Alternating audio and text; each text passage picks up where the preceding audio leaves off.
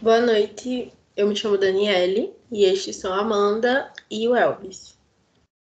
Esse seminário ele tem como objetivo principal realizar uma apresentação referente à leptina e grelina na gênese da obesidade.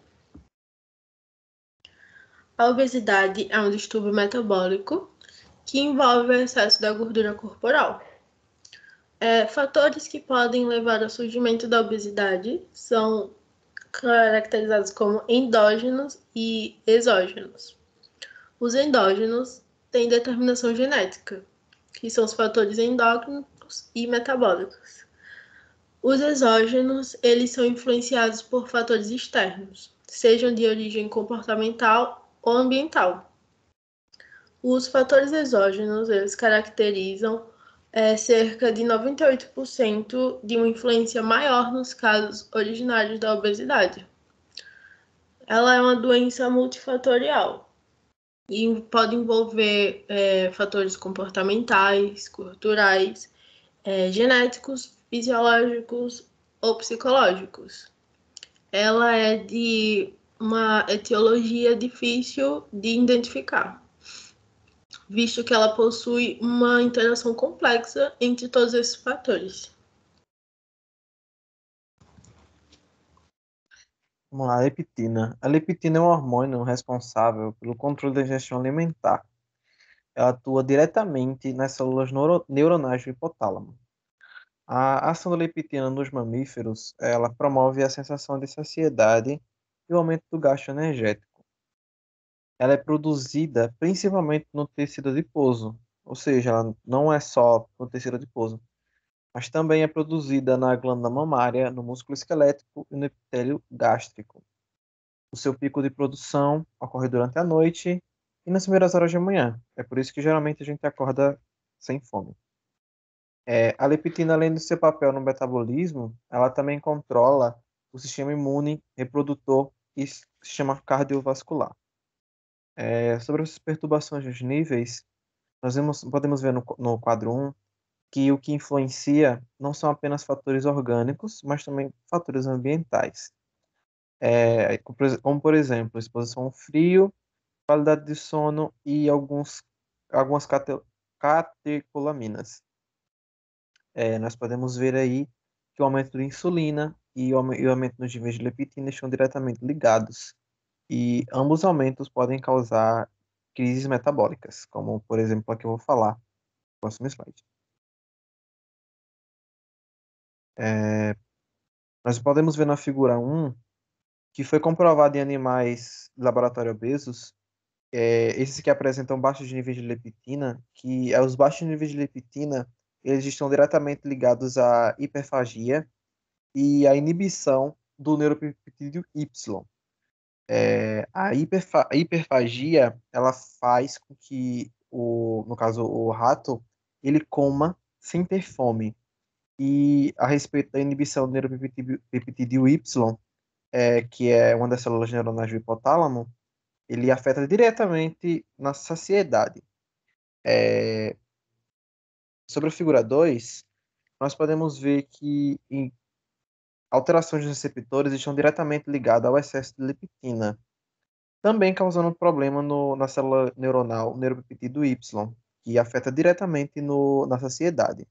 Esses altos níveis de leptina, eles acabam causando uma crise metabólica chamada de hiperleptinemia, que é a famosa resistência no caso, resistência a medicamento, resistência a esse hormônio.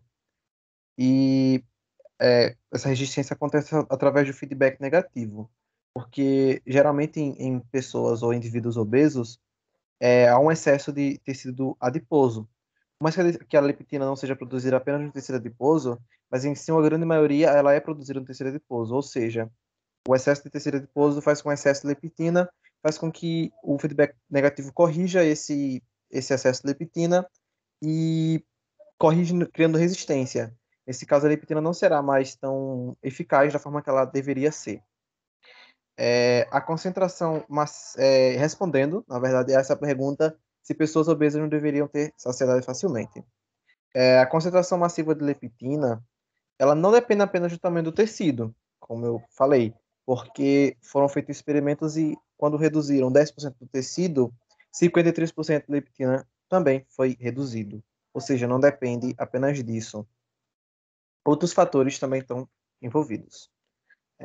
Foram feitos estudos sobre os benefícios terapêuticos do tratamento com leptina em indivíduos obesos.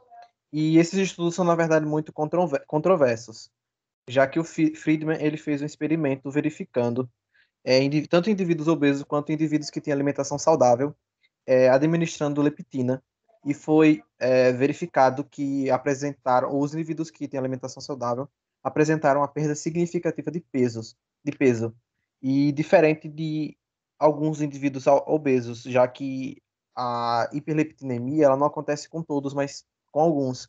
Então, no caso, nessas pessoas que tinham resistência à leptina, a administração de leptina foi totalmente ineficaz, não houve alteração alguma no peso, abrindo um espaço, uma janela para novos estudos serem realizados a respeito de administrar leptina como um processo terapêutico.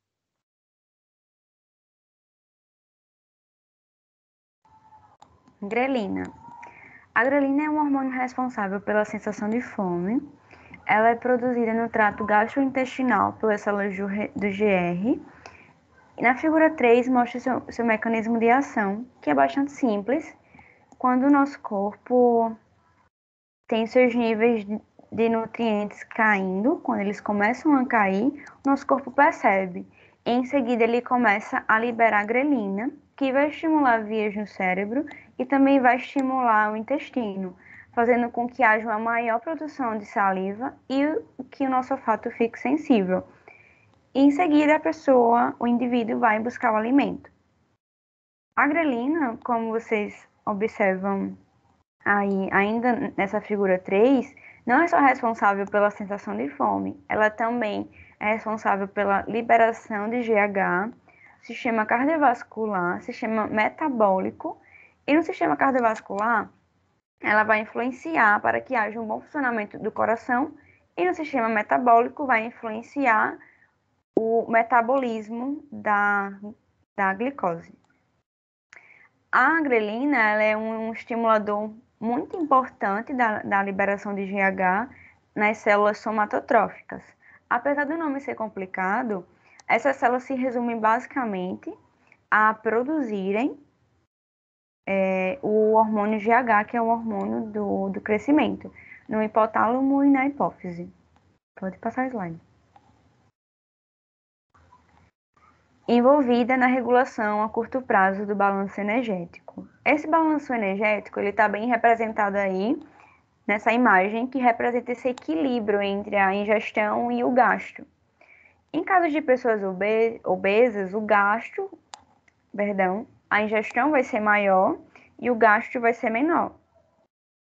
Em muitos estudos, e eu vou trazer o caso de um estudo aqui, foram observados que o nível de grelina, ele aumentava quando as pessoas faziam jejum prolongado e também em casos de hipoglicemia.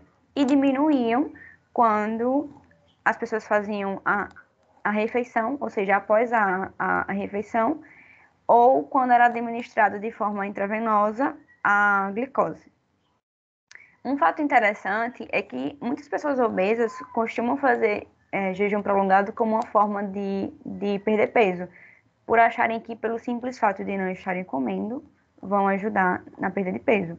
O que acontece é que, nesses casos, com o jejum prolongado, as pessoas tendem a comer muito depois do jejum e em pouco tempo, comer muito em pouco tempo, que vai fazer com que os seus níveis de grelina fiquem consideravelmente fixos na sua corrente sanguínea, fazendo você sentir a sensação de fome o tempo todo. Sentindo fome o tempo todo, você vai ingerir mais, a sua ingestão vai ser maior e assim dificulta a perda de peso. Pode passar. Resultados. Pesquisas recentes sobre os hormônios leptina e grelina abriram novos métodos de estudo para o tratamento do controle da obesidade. Esses estudos, eles dão um enfoque principal para as funções hipotalâmicas, que vão regular o aspecto metabólico da alimentação. Em exemplo, tem um estudo recente que foi realizado em roedores, no qual identificou que a administração de grelina diminui a oxidação de gorduras e aumenta a ingestão alimentar. Porém, foi observado que é mais complicado vencer as barreiras existentes no cérebro cognitivo do que no cérebro metabólico. Então, as terapias cognitivas e comportamentais, elas estão sendo bastante buscadas como um novo método de abordagem para o tratamento da obesidade, tendo em vista que ela não vai só atuar nesse controle para o tratamento da obesidade, mas também ela é eficaz em tratamento contra a depressão. Com isso, conclui-se que esses peptídeos, o estudo sobre eles é de grande relevância para nos ajudar na manutenção e preservação da qualidade de vida. Aqui estão as referências que utilizamos para montar esse seminário. E aqui todos os integrantes que compõem esse grupo. Obrigada.